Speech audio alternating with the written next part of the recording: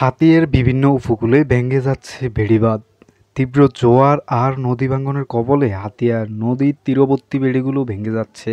নদীর তীরের বেড়িবাঁধগুলো মেরামত না করা হলে জোয়ারের পানিতে হাতিয়ার বিভিন্ন এলাকা পানিতে প্লাবিত হতে পারে। বিস্তারিত থাকছে নলছিরা থেকে আরাফাতের পাঠানো তথ্যচিত্রে।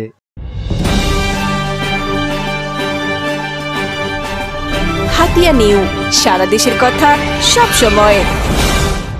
নোয়াখালীর বিচ্ছিন্ন দ্বীপ উপজেলা হাতিয়া, চারপাশে নদী এবং সাগরের বুকে ছোট্ট একটা ভূখণ্ড হাতিয়া দ্বীপ।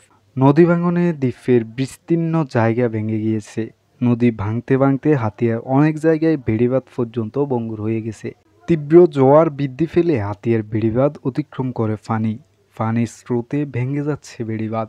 বিভিন্ন জায়গায় এই সমস্ত ভাঙা বেড়িবাঁধ মেরামত না করলে তীব্র স্রোতে বেড়িবাঁধ আরও ভেঙে পানি ঢুকে যাবে নদীর তীরবর্তী এলাকায়।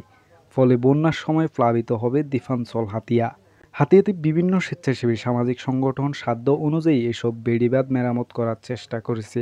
প্রশাসন সহ উপরের মহল থেকে যদি পুনর্নির্মাণ কার্যক্রম না হয় তাহলে হাতিয়া দ্বীপে খুবই ভয়াবহ দুর্ভোগ সৃষ্টি হবে। আপনি কি হাতিয়া নিউ চ্যানেলে নিউজ পাঠাতে চান?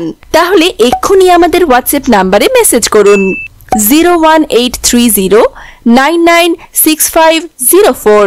হাতিয়া নিউ, সারা দেশের কথা সব সময়।